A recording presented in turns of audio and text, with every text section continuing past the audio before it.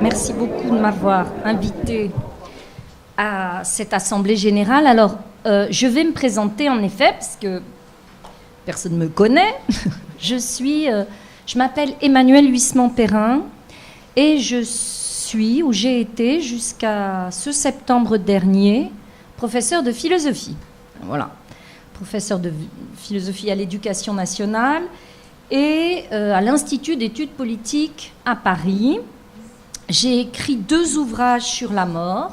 Il y en a un que j'ai écrit complètement qui s'appelle « La mort expliquée à ma fille » et puis un autre que j'ai coordonné aux éditions Autrement et qui s'appelle « La consolation ». Donc c'est pour dire que cette réflexion sur la mort m'importe depuis extrêmement longtemps. Je suis adhérente à la DMD, je suis adhérente à Ultime Liberté et je dis un mot de ma biographie, à présent travailler dans de nouvelles structures que je voudrais bien mettre en place, et peut-être que nous allons le faire ensemble, pour améliorer la fin de vie et le rapport au vieillissement. C'est ça qui m'intéresse vraiment. Je suis par ailleurs une militante rationaliste et j'anime sur France Culture 1 fois par mois une émission mensuelle, voilà, qui s'appelle Divers aspects de la pensée contemporaine, le 4e dimanche du mois. Bon, je continue rapidement biographiquement pour, comme on disait dans les années 70, savoir d'où je parle, d'où je parle. Je suis la mère de 3 enfants et la fille d'une militante acharnée de la dignité et la petite fille de 4 grands-mères, 2 d'adoption et 2 réelles. Et parmi ces 2 grands-mères d'adoption, qui sont donc les grands-mères de mon mari, les 2 se sont donné la mort à un âge assez avancé. Et je les ai accompagnées et nous avons longuement parlé, elle et moi, de ce choix. Bon, dernier point sur qui je suis et d'où je parle. J'ai déjà fait 3 interventions sur le sujet qui nous occupe. La première remonte à 1993, où j'avais invité Léon Schwarzenberg au lycée dans lequel j'enseignais. C'était le lycée Descartes à Antony. Et la conférence qu'il nous avait donnée s'intitulait d'un nom que j'avais choisi et qu'il avait accepté. Peut-on dire donner la mort comme on dit donner la vie? Et je pense que, et dans ce que je vais raconter, et peut-être plus tard, nous parlerons de ce rapport de la naissance et de la mort. La deuxième intervention que j'avais faite, c'était dans un colloque de psychanalyste systémique en 2000. Et la communication que j'avais faite et qui était dédiée à ma mère, qui était vraiment une militante acharnée, s'intitulait « Pourquoi nous sommes des acharnés de la dignité ». Voilà.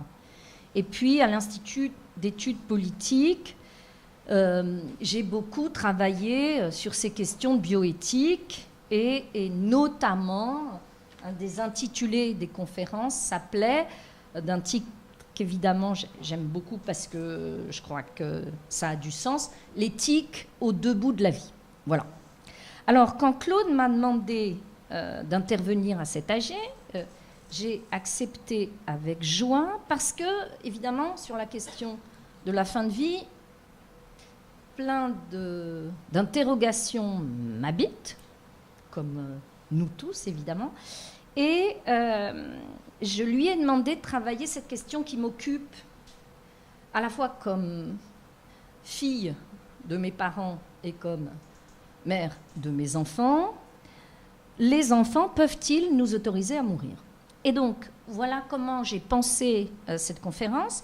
Je vais faire un parcours, et un parcours qui sera un parcours, comme j'aime moi, c'est-à-dire littéraire et philosophique, problématisé, et puis avec plein de lectures. Donc ce que j'espère, c'est que nous n'allons pas trop pleurer, mais je ne peux pas vous dire à quel point j'ai pas arrêté de pleurer en préparant cette conférence, donc j'essaierai de me tenir. Est-ce que tu as des mouchoirs ? Voilà. J'ai préparé un rouleau de sopalin au cas où l'émotion déborderait. Bon, et puis j'ai dans la conférence glissé des choses que j'allais pas développer, mais que j'aimerais bien peut-être que nous développions après. Que vous me disiez ce que vous en pensez. Voilà. J'y vais ? Je commence.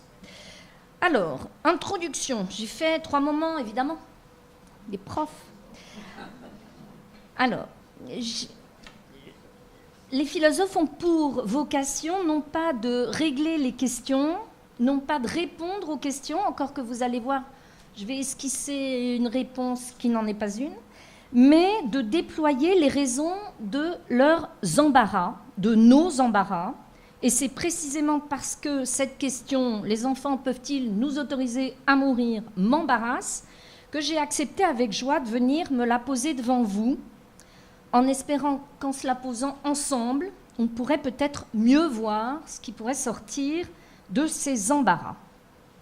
Cette question est très clairement particulière. Elle n'est pas ouvertement de l'ordre du politique. On ne se demande pas « l'État peut-il nous autoriser à mourir ?» ou bien « pourquoi l'État ne nous autorise-t-il pas à mourir ?» Nous sommes beaucoup ici à exiger de l'État la légalisation de l'euthanasie, non pas l'autorisation morale, mais un cadre légal autorisant à mourir quand la vie est aliénée par la maladie, le vieillissement, la douleur. La question « les enfants peuvent-ils nous autoriser à mourir ?» est clairement plus morale ou psychologique que politique, et elle est formulée de façon très particulière. On ne se demande pas si la société peut nous autoriser à mourir, si les amis peuvent nous autoriser à mourir, si nos parents peuvent nous aider ou nous autoriser à mourir, si les conjoints peuvent le faire. Non, ce qu'on interroge dans cette question, c'est le singulier rapport aux enfants, aux descendants. Nous nous situons donc dans la sphère familiale, et dans la sphère familiale, non pas du côté de ceux qui ont pendant très longtemps incarné l'autorité, les parents, non pas nos égaux, les conjoints, mais ceux à qui, précisément pendant longtemps, on n'a demandé aucune autorisation, ceux auprès desquels on continue à penser, peut-être à tort, qu'on n'a rien à leur demander, notamment et surtout en termes d'autorisation. La prof de philo la parle. Autoriser signifie en effet permettre, favoriser, accepter, consentir. En un mot, le contraire d'interdire.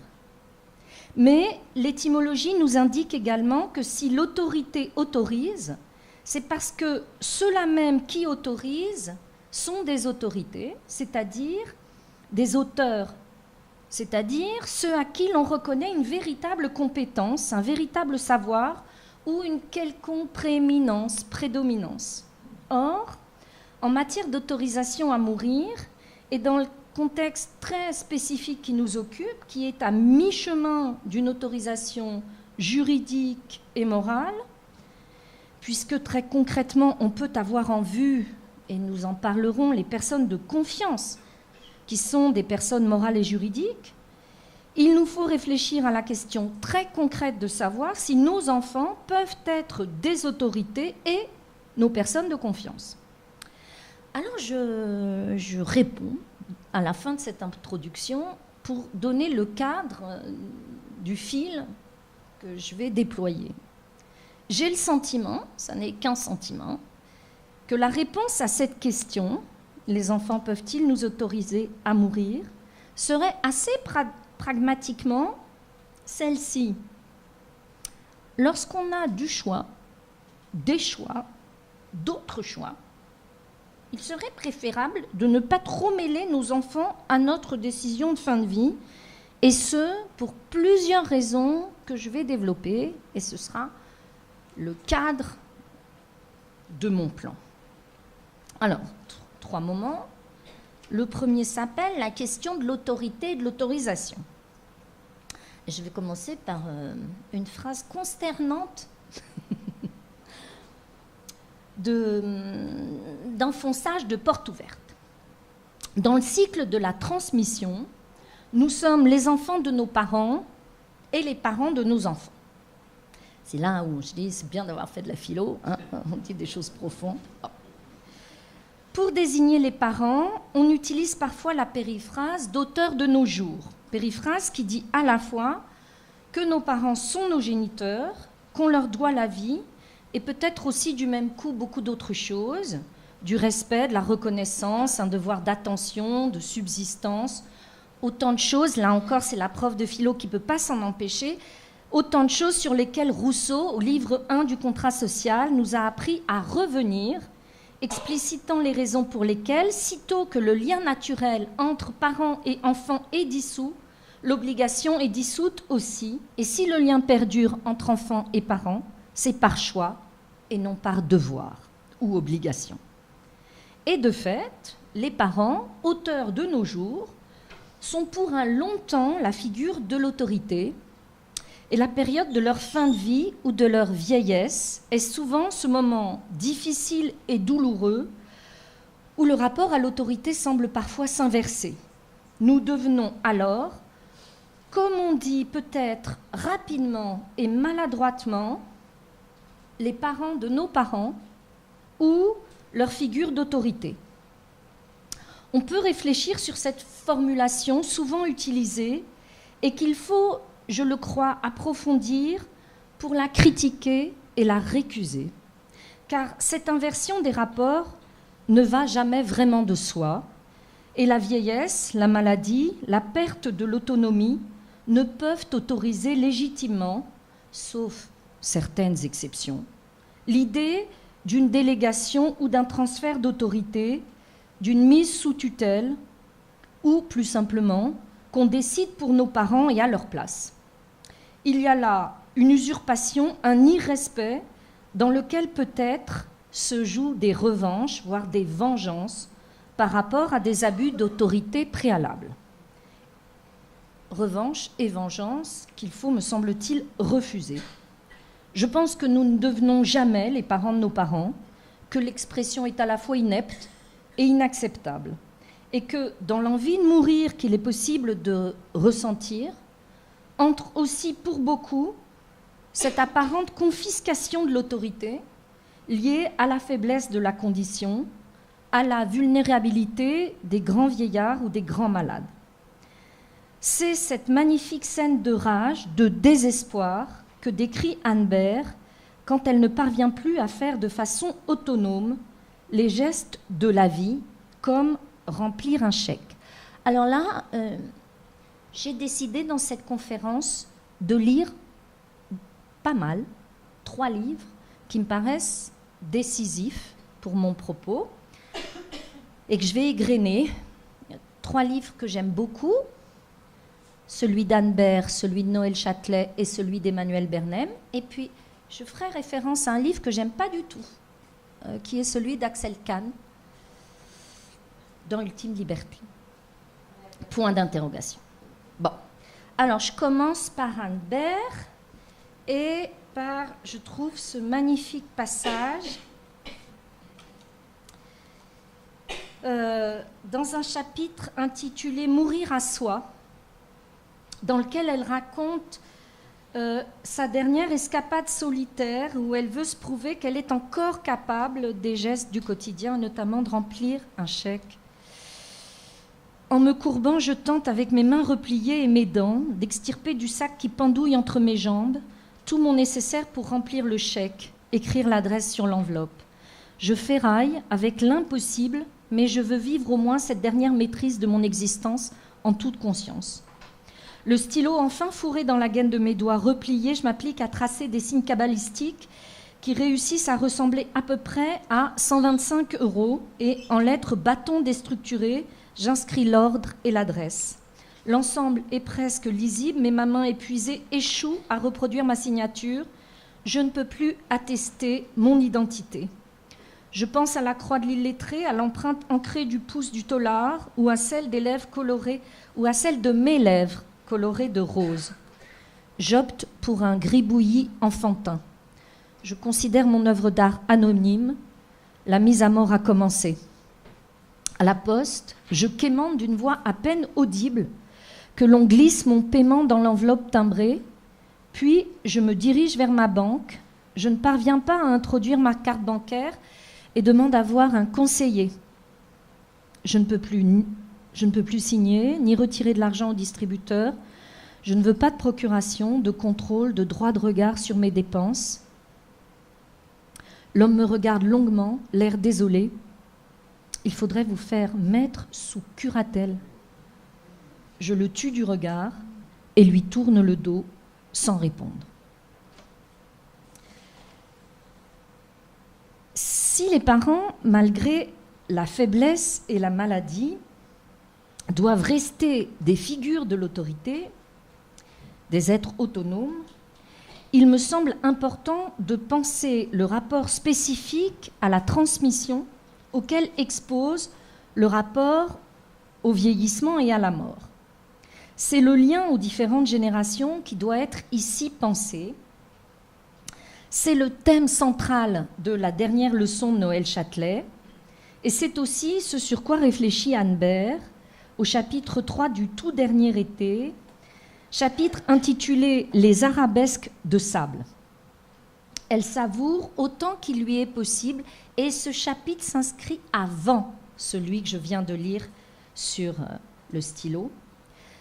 Elle savoure donc autant qu'elle le peut, dans ce dernier été, la présence de sa fille et de sa mère, et s'interroge sur la place de chacune au moment où elle va disparaître.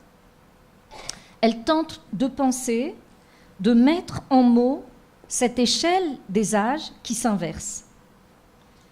Je vous lis ce passage que je trouve magnifique.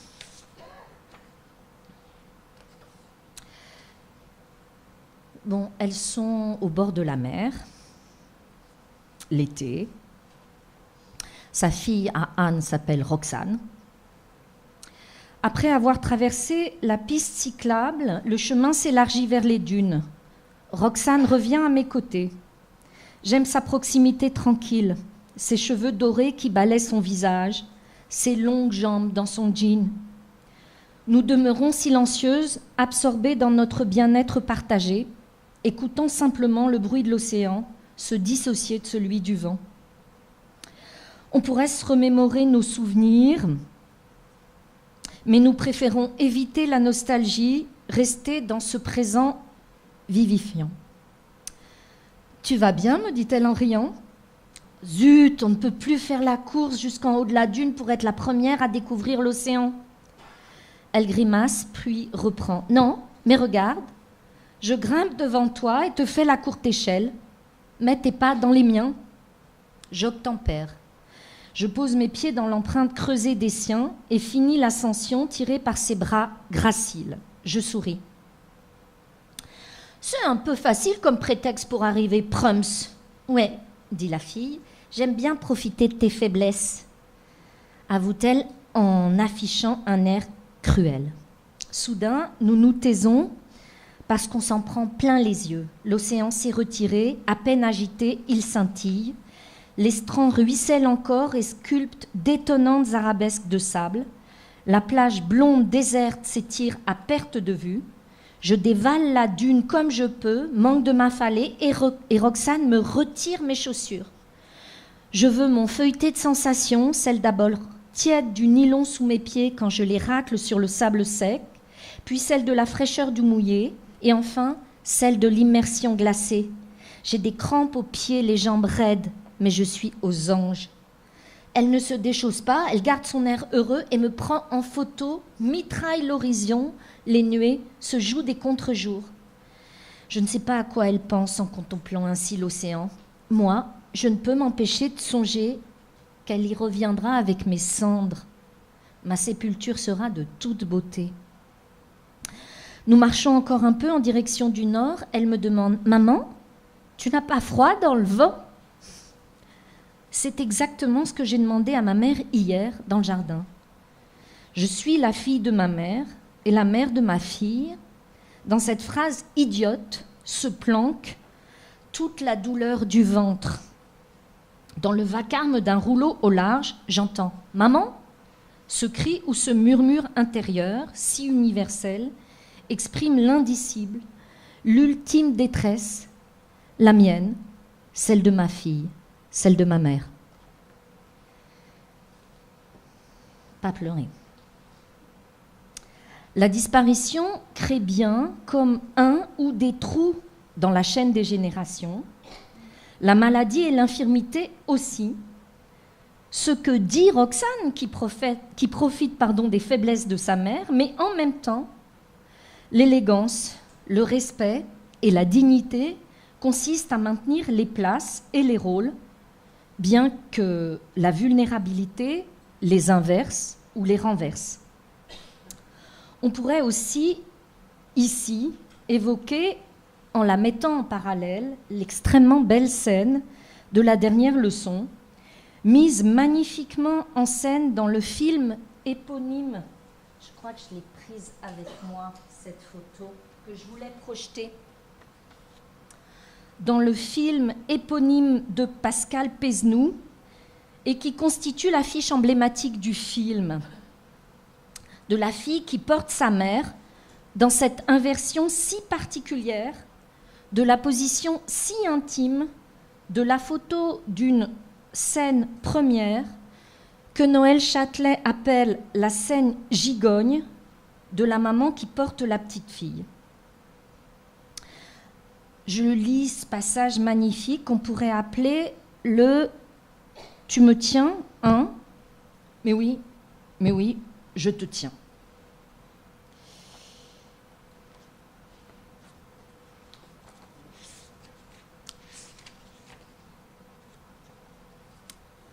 Noël Châtelet, à ce moment-là, analyse le rapport aux photos. On sait, je recontextualise brièvement, la mère de Noël Châtelet, Mireille Jospin, a décidé de mettre fin à ses jours, a prévenu ses enfants et met en place toute une pédagogie de la disparition pendant les 3 mois qui lui restent à vivre, et donc range sa maison. Et là, on est au moment des photos. Quelques jours après, tu m'as donné la photo choisie parmi des centaines d'autres. Tu t'en souviens ? Les photos, dit Mireille, je n'ai pas le courage de les trier, vous le ferez plus tard. Mais j'ai trouvé celle-ci, tiens. Plus tard, cela voulait dire après. Le plus tard, c'était l'horloge arrêtée. J'ai pris la petite photo racornie que tu me tendais. Tu avais l'œil amusé, presque espiègle. C'est bien toi et moi qui sommes là, dans notre jardin du bord de mer. Tu as ton chignon bas, moi, mes boucles de bébé. À mon tour, je m'amuse de ce qui t'amuse. La situation, notre posture, insolite et pourtant si banale la posture. Celle d'une mère tenant son enfant. Quel âge ? 1 an. Une mère tenant son enfant au-dessus de l'herbe pour un pipi urgent, du matin ou du soir, mais urgent. Qui donc nous a surprises ainsi dans l'intimité de ce geste entre mère et fille ? Tu ne te le rappelles plus ? Qu'importe. La photo existe et c'est cette photo, parmi des centaines d'autres, que tu veux me donner.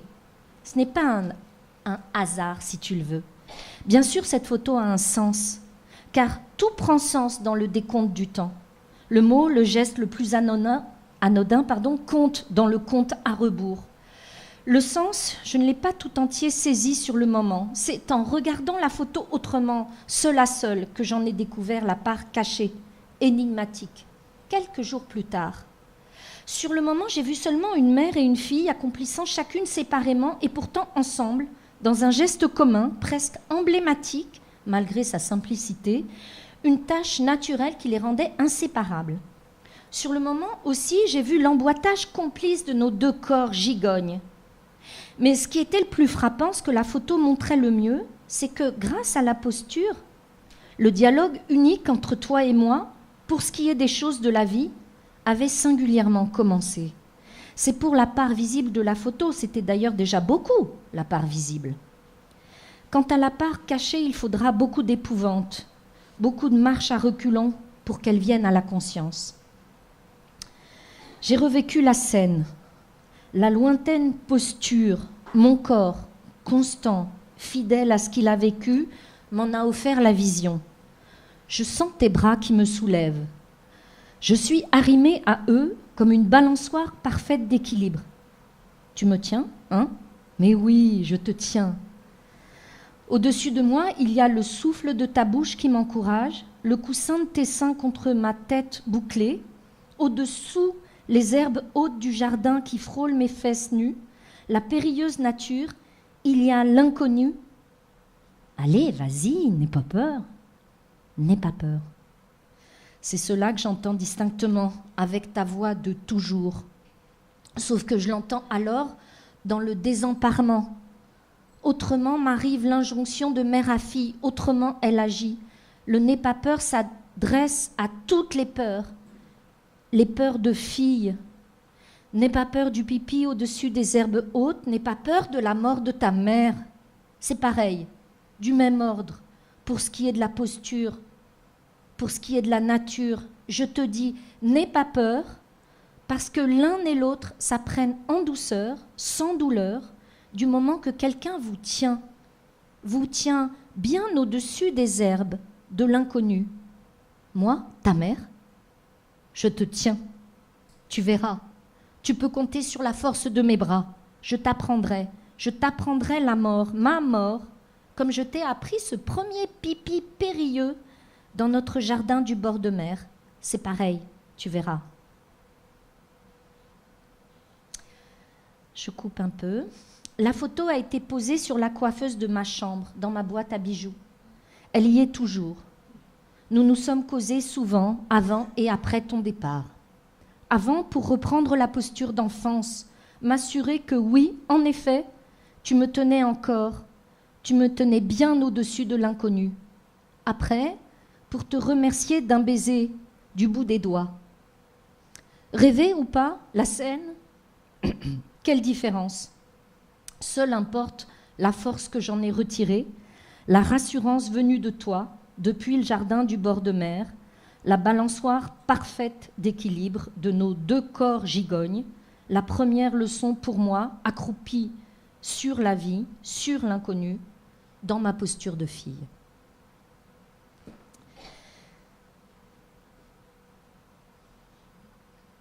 La mère tient donc son enfant solidement, et puis, à certains moments, les choses vont s'inverser, et c'est la fille, comme dans cette belle image, qui va tenir sa mère pour qu'elle puisse encore jouir de la liberté, posture gigogne où l'on peut céder à continuer à se tenir au double sens du terme, physique et moral, à combattre la peur, parce que si les choses se sont bien transmises dans cette dernière leçon, chacun se tiendra bien dans l'entraide, dans le combat contre la peur. Conserver jusqu'au bout de la vie un rapport d'autorité à sa propre vie, à ses choix de vie, c'est bien sûr ce que réclament ceux qui veulent une fin digne. Je vous ai choisi tous les textes que je trouve les plus parlants et les plus magnifiques. Donc, je vous lis maintenant, sur cette fin digne, le chapitre magnifique d'Anne Baird, qui s'intitule « Choisir sans renoncer ». La SLA m'a tout pris. Sclérose latérale amyotrophique, le nom de la maladie qui a emporté Anne Baird. Mon espérance de vie, mes projets, mon imaginaire, mes envies, mon intégrité physique, mon autonomie, mes rêves et mes nuits. Elle m'abandonne désormais à la terreur d'être momifiée vivante et à la certitude d'en mourir très vite, sans savoir exactement quand. Ma mise à mort est programmée, mais par elle seule. Le désespoir et la peur d'être abandonnée à ma pétrification m'envahissent. Cela va si vite. Je ne veux pas de ça, ni des aides à sous-vivre, être branché ici ou là, ni même être nourri à la cuillère ou assisté pour respirer. Je ne veux pas subir l'approche de ce désastre définitif, parce que le supplice mental de l'épuisement physique et de l'emmurement s'aggrave. Je veux pouvoir déposer les armes sans attendre le jour de trop. Mourir n'est pas mon projet de vie. Je ne veux pas mourir. C'est là mon adversaire qui me donne la mort. Je refuse de pactiser avec l'ennemi, collaborer, la regarder construire ma geôle de pierre, lui passer la truelle. Je refuse l'agonie qui ne parle que de lutte vaine et d'angoisse. Je ne me décharge pas de la responsabilité de ma faim. Elle fait partie de ma vie. Je ne la livre pas contre mon gré au corps médical impuissant. Il me reste une ultime liberté, celle de choisir la façon dont je vais mourir. Mireille Jospin et Anne Bert sont les figures d'autorité qui permettent à leurs filles de les comprendre et de les accompagner sans qu'on puisse littéralement parler de permission, d'autorisation, mais bien davantage de compréhension et de confiance. Rester l'auteur de sa vie jusqu'au bout en expliquant ce parcours, faire œuvre de pédagogie, c'est sans doute en appeler davantage à la confiance des enfants que leur demander une autorisation. Alors, mon deuxième moment, je l'ai appelé ce qui s'oppose à la permission de mourir. Et ce que je voudrais analyser là, c'est le rapport au temps. Si nous sommes bien les seules autorités à même de décider de notre fin de vie, la confiance de nos enfants, leur compréhension, peuvent être une aide incomparable. Mais cette compréhension nécessite une pédagogie, car il y a assurément de la violence dans cette décision de mettre un terme à nos jours, dans un rapport au temps que nous décidons et qui n'est pas celui du cours naturel de l'existence. Dans la vie des enfants et dans la très grande difficulté qu'il y a à autoriser la fin de vie des parents, entre le désir naturel que les choses demeurent à l'identique, que les parents ne vieillissent pas trop, qu'ils restent là comme les confidents et les alliés qu'ils ont souvent été. Le désir de mort des parents introduit du désordre et comme une précipitation qui peut paraître d'emblée inacceptable. Quand André Bernheim explique à Emmanuel, dans Tout s'est bien passé, qu'il veut qu'elle l'aide à mourir, elle est prise de court. Elle est d'accord, mais elle ne sait pas d'accord ni pourquoi, ni comment. Je lis ce passage que, là encore, j'aime beaucoup, et ça nous change comme ton des deux premiers. Donc, je pense que beaucoup d'entre vous connaissent ce livre où elle raconte la décision de son père d'aller se donner la mort en Suisse à la suite d'un AVC qui le handicape. Et dans la scène que je lis, qui est une scène qui se passe à la fois avec le père puis avec la sœur, il est à l'hôpital. La chambre est surchauffée, le radiateur est bouillant, je vais ouvrir la fenêtre. Non. Je croyais qu'il dormait. Je m'approche de lui. Psh, le matelas pneumatique à pression alternée se dégonfle. Cela suffira-t-il à prévenir les escarres ? Il me regarde fixement, je pose ma main sur son bras, sa peau est froide. Je remarque l'os saillant de son poignet. Mon père est en train de dépérir. Tu ne peux pas me laisser comme ça. Son cou se tend, sa tête se soulève. Ça. D'un geste du menton, il me désigne son corps. Tout ça. Soudain, sa main gauche agrippe la barrière métallique, il se redresse. L'effort le fait grimacer. Ce n'est... Nos visages se touchent presque. Plus moi. Ces mots m'explosent à la figure dans une gerbe de salive. Sa tête retombe. Ce n'est plus moi. Une larme apparaît au coin de sa paupière, court sur sa tempe et se perd près de son oreille, là où autrefois il s'était laissé pousser des rouflaquettes dont nous plaisantions. Je ne peux pas le laisser comme ça. Papa, qu'est-ce que tu veux que je fasse ? Sa réponse vient tout de suite, d'un coup, net.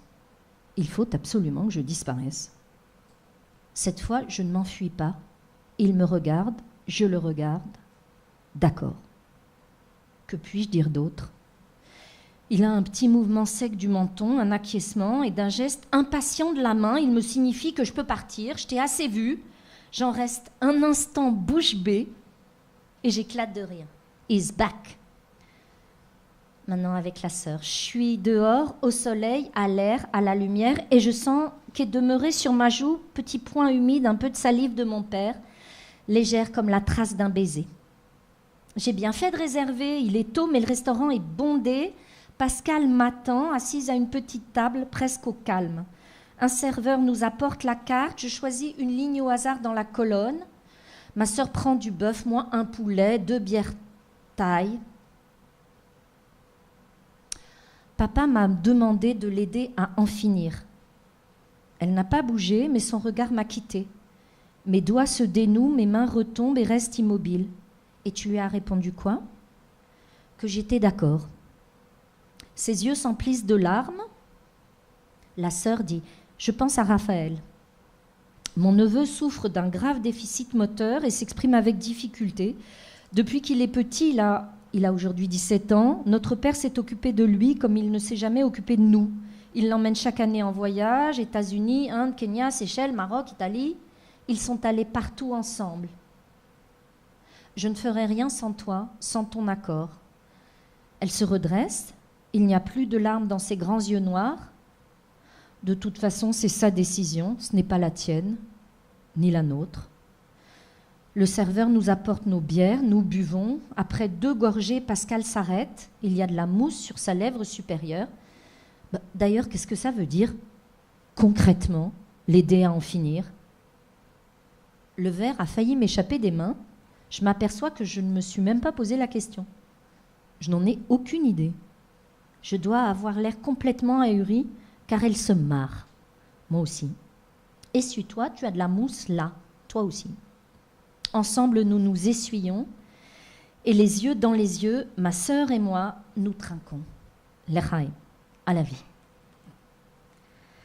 J'aime beaucoup ce passage aussi.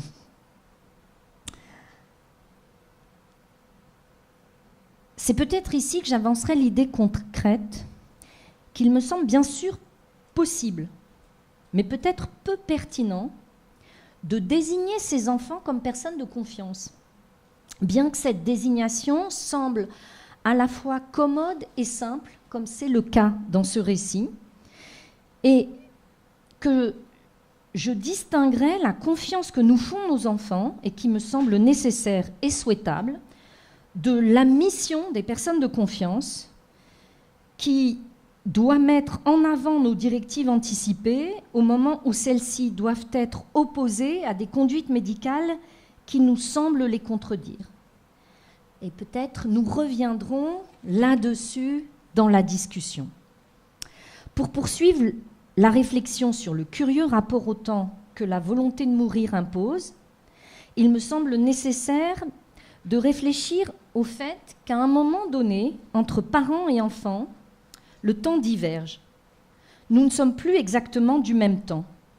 Pour le dire autrement, la maladie et le vieillissement imposent des temporalités différentes.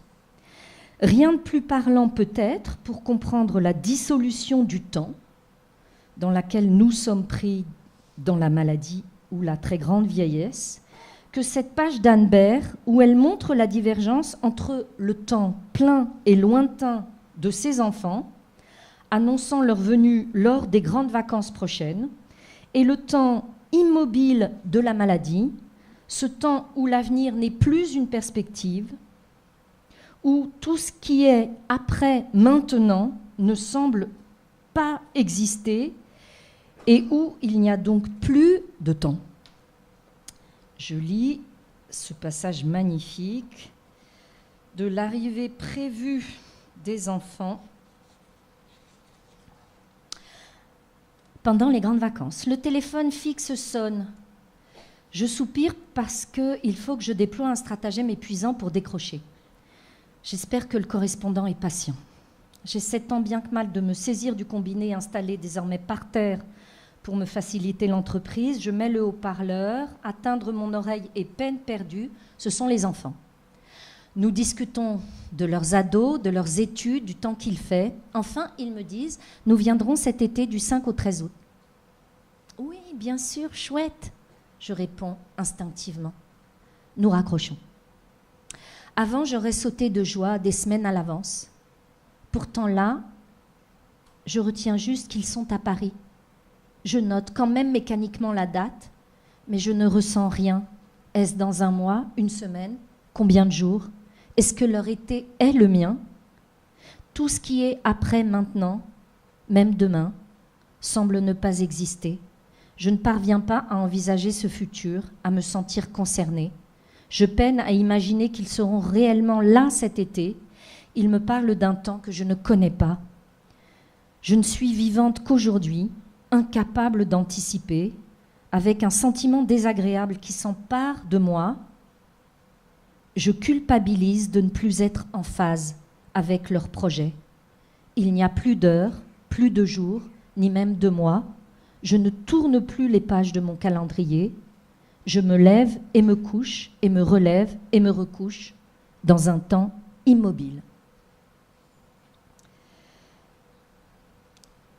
Parvenir à entendre que nos temps divergent, que nous ne sommes pas pris dans les mêmes urgences, que nous ne parlons plus du même agenda, que le calendrier n'est plus le même, non pas seulement parce que nos activités ont changé, qu'on est dans un autre rythme, mais parce que d'autres exigences s'imposent, dans une urgence que le point de vue des enfants n'est pas à même d'entendre, parce que même âgés, les enfants n'en sont pas au même stade, ni dans la même logique, ni dans la même situation. C'est ce que finit par entendre Noël Châtelet, que son droit d'enfant de vouloir encore avoir sa mère va contre l'amour et le respect qu'elle lui porte. Les maintenant ne sont plus emplis des mêmes choses, celui de l'enfant qui ne veut pas que la mort soit maintenant, celui du parent qui sait qu'après ce sera trop tard. Et bien sûr, en plus de cette différence de rythme, de temporalité, de tempo, il y a l'obstacle supplémentaire de l'irrémédiable, du jamais plus ou de l'ultime. L'amour des enfants, leur envie que les choses durent, leurs émotions, leurs affects sont autant d'obstacles à la considération de cet acte définitif qui fait advenir le jamais plus. Axel Kahn raconte dans son livre, dont je vous ai dit ce que j'en pensais, paru chez Plon en 2008, cette lettre si représentative d'une telle position, celle où les enfants restent dans leur posture d'enfant, refusant d'embrasser un autre point de vue que le leur. Il y a quelques années, invité sur le plateau d'Arte à l'occasion d'une émission de télévision consacrée à la question de l'euthanasie, je visionnais les 2 reportages qui introduisaient le débat.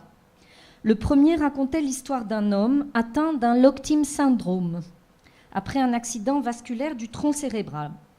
Pleinement conscient, il était incapable d'esquisser le moindre geste. Seuls certains muscles de son visage lui permettaient d'actionner ses paupières. Grâce à ses battements d'acquiescement et selon un code établi avec ses proches et les soignants, il parvenait à communiquer, à se faire comprendre. Cet homme, on peut l'imaginer, ne supportait plus cette prison intérieure et avait demandé maintes fois que l'on interrompît ses jours. La loi ne le permettait pas, mais les médecins s'étaient résolus à permettre un transfert sanitaire dans un pays où l'euthanasie était possible et encadrée par la loi. Tout était prévu, la date, l'heure, et l'ambulance était commandée. Juste avant son transfert, cet homme d'une 50aine d'années, patiemment et humainement accompagné dans sa démarche par les médecins qui s'occupaient de lui, reçut une lettre collective de ses enfants dont je reconstitue les termes de mémoire. « Papa, voilà, on t'écrit. Les médecins nous ont dit ce que tu voulais faire et bien sûr, il n'est pas question de s'y opposer. C'est ta volonté, ta décision et non la nôtre. Mais puisque tu fais ce choix, nous désirons tout de même que tu saches que nous en pensons, nous, tes enfants. Parce que tu comptes pour nous. Nous venons te voir régulièrement, pas assez sans doute, mais nous venons quand même et nous tenons à toi. Tu ne peux rien nous dire, ou si peu, si imparfaitement, mais nous savons que tu nous entends et que tu nous comprends. Là-dessus, nous n'avons aucun doute, si bien que nous avons plaisir à te raconter nos succès, nos échecs, nos espoirs, nos frayeurs, mais aussi à te donner des nouvelles des petits derniers, des plus grands, de leur réussite aux examens, au baccalauréat. Et l'idée que tu entends ces récits et que tu t'y intéresses nous est chère. Papa, il faut que tu saches cela. Nous, si ce n'était que nous, mais c'est de toi dont il s'agit, on le reconnaît. On préférerait que tu ne meurs pas. Et cet homme, de ce battement de paupières qui lui permettait de se faire comprendre, demanda que l'on annulât le transfert sanitaire qui était prévu, et il vécut encore 1 an et quelques mois.